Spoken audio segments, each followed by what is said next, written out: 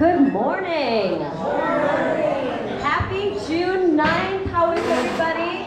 Good. Welcome to Coffee Chats. I will let you know what's going on, and then I'm going to hand it over to Deborah. She's got something to share, and then Jack will follow up. All right, so today in Marion Hall, we have Kristen Anderson here. She is actually one of my old professors from Augsburg. She's an art history professor there, very active at Augsburg College, and I was an art history major. So I'm hoping she'll remember me. I don't know. We'll see. But I actually kind of worked with her a little bit in the bowels of Augsburg College, looking at their art collection and entering that into Excel spreadsheets for blah, blah, blah, blah, blah, blah. So anyway, it was kind of fun, but she's here today. She's doing a 3-part series, and today's discussion is called Twin Cities History Sampler Part 1. So building for beer in the Twin Cities, St. Paul and Minneapolis were once dotted with breweries, beer gardens, brewers' mansions, and saloons, all connected to the early brewing industry. We have seen a renaissance of local beer spaces in the recent years.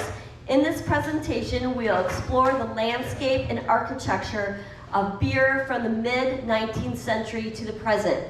What I remember particularly about Kristen is a lot of her classes were on the infrastructure of Minnesota. And so we'd go on these big, I guess it'd be like an adult college field trip. And we would go to different areas and discuss streetcars, how streetcars were relevant at one point, and breweries and mansions, and so it's a kind of a fun series that she's going to be discussing, but it's just like the history of breweries in the Minnesota area, so like St. Anthony, Maine, and all that fun area. So if you are available, 10 a.m., Kristen will be here. 1 p.m. we have Open Art Studio, 2 p.m. we have our walking club, and 3 p.m. badminton rolling, and then 6:30 we have our Bible study. Wednesday we have our TED Talks that's recorded on 991 for you, and there's 3 topics, of course, generally. The 3 topics this week are 3 ways to set boundaries without saying no, 4 relationship traps that lead to burnout, and the 3rd one is things I wish I knew when I was broke. That one I'm gonna have to watch twice.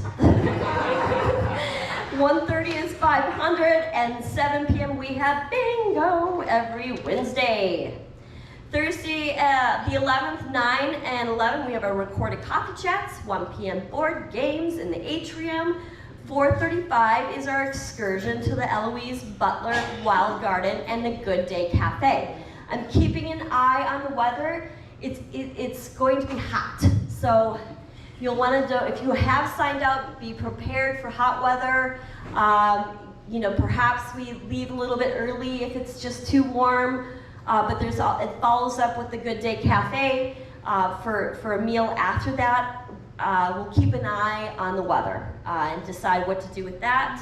But hopefully it works out because it's just such a beautiful area, and it's a guided tour, a guided walk in that area, and then following up with a yummy meal. So fingers crossed. All right, Friday we have our open house, Friday we have our big party, our open house for Pat. So is it from 1 to 4? 1 to 4, 1 to 3. 1 to 3 is our big party. So our beloved Pat, this is our hurrah to her for all of her relationships that she's developed through the years, her hard work. She's going to be missed, and this is our time to celebrate her together as a community. So that is this Friday, of course.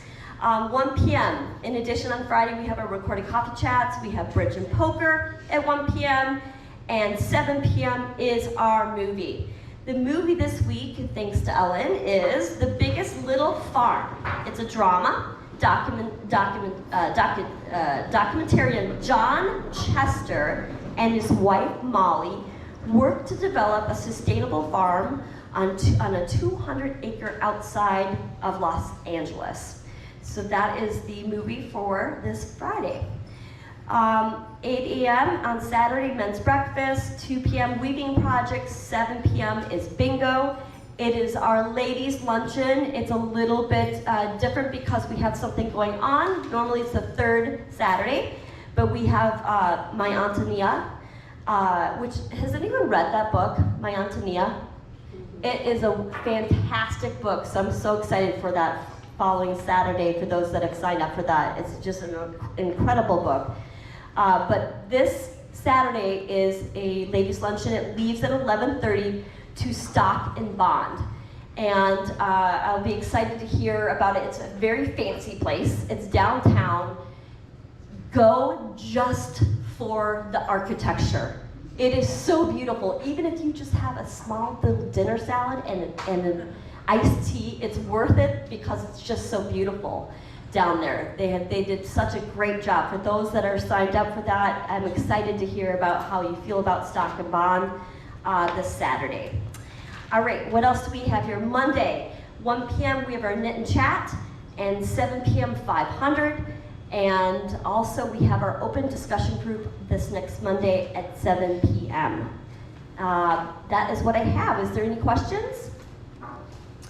Okay, I'm gonna soon hand it over to Deborah. I just wanna say, come visit me in my office upstairs. If you have anything you wanna talk to me, please don't hesitate. Just check in with, come on up here, just check in with the concierge and they'll come grab me. And here's our lovely Deborah. Good morning. Good morning. Good morning. Good morning. I'm here on behalf of my committee, Nina, Sam, and Estelle. We're creating a group sing-along. And what is a group sing-along? Did you ask that, Jan? What was a group sing-along? Yes. So it's not one person getting up here and trying to sing a song in front of everybody. We're going to be in Marion Hall, and what we're going to do is have the slides of all the words and the music. So you can come and you can sing along, you can stamp your feet, you could clap, you could just come and say, what is going on? And seriously, you can just check us out. So what our committee did is we planned 2 events. We want to see if there's interest. So the first one is next week, Thursday night, 6:30 in Marion Hall. That's June 18th. Okay, so what's the first date? June 18th. Where? Marion Hall. What time? 6:30. What are we doing? 6 p.m. Excellent, all right. So, and you don't have to sing. I cannot sing on tune. I cannot. I make it up in enthusiasm, but I can't sing on tune. So just come, just come. So we planned, our group planned those songs for the first time. But for the second one, we'll open it up and have a sheet that you can sign up for a song you'd like to hear. So our second date is July 9th. And what we did is we're gonna see if there's interest, and our goal is to have a once a month sing-along on a Thursday night. That would be our goal, but for now, we've got the 2 dates. So, any questions? No? Just come for the fun. We'd love to see you all. You're invited, and please invite others. Back to...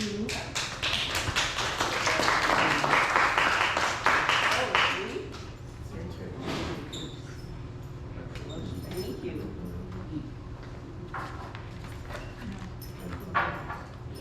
Hi, everyone. Hi. I'm here to ask a favor. There's a very good dinner in the Rose Room a week from tomorrow. It's artichoke lasagna. And we've had it before, and the people that come really love it. It does not taste like meat lasagna, but it has its own delightful flavor. You'll like it. The reason I'm talking about it is not that many people, there's 3 tables that come, and those of us that come are worried it might go away. So please come, enjoy, and help me save the lasagna. Beautiful. Good morning, everyone. I have a couple comments on what Jillian had to say. First is, I went to Moorhead State. It's not Moorhead State anymore. It's Minnesota State Moorhead. And she's having one of her former professors come to give a talk here. I'd have to go to a cemetery to see my former professor. I'm a little bit older than she is. And then the TED Talk about being broke. This is what's being broke. You have no money in the bank. You have a credit card with a $500 limit of which you owe $505 on. That's being broke. I like that, you guys didn't. Who cares? Okay. Can anybody name any mechanic arts? First off, what is mechanic arts? Mechanic arts. The luncheon is at the Stock and Bond. What building is that? So vacant loan is. Huh? Farmer and Mechanics Arts. Oh, nice. Okay, so what is mechanic arts? What is liberal arts? Who's talking over there? Fred. Yep. Liberal arts, grammar, rhetoric, logic. Sociology. Okay. What are mechanic arts? It's a high school in St. Paul. And what do they teach at that high school in St. Paul? That's exactly the question. Trades. The trades. Blacksmithing, navigation, agriculture, and architecture. I'm not getting any comments from anyone here. I'm going to keep going till I get one. Okay, I haven't done a puzzle in a while. Well, all right. Don't encourage them. There we go. A woman and her husband decide to go shopping Saturday for a used car. So they go to the neighborhood used car dealer, and a young man is showing them around the parking lot. He's showing them various cars, and they don't seem to be really excited about any one of them. Finally he says, "Oh, I've forgotten about this one. I have just the car for you. I know you're going to love it." And he takes them over to this late model Japanese car. This car belonged to my 4th grade teacher, Miss Johnson, and it's a wonderful car. She treated it very well, had all the service done here, and interestingly, never left town with the car. All she ever did with this car was she drove from home to school and back. And on Sunday she went to church and never used the car on Saturdays. And they looked over the car and it looked magnificent, and so the woman asked the obvious question, why did Miss Johnson sell the car? And he says, well, you know, as luck would have it, she was called out of town on a very short notice to take care of a sick relative in the Midwest someplace, so she came in here last week and sold us the car. And of course, it's your good fortune that it's here because this is a wonderful car. So the woman gets in behind the wheel and starts up the engine. It sounds fine, and the husband sits in the passenger seat. They fiddle with the controls on the dashboard. They try the wipers, blow the horn, look around the car, turn the radio on. Guy said, geez, hon, I think we ought to get it. It's such a cute color, too. And the woman turns off the car, turns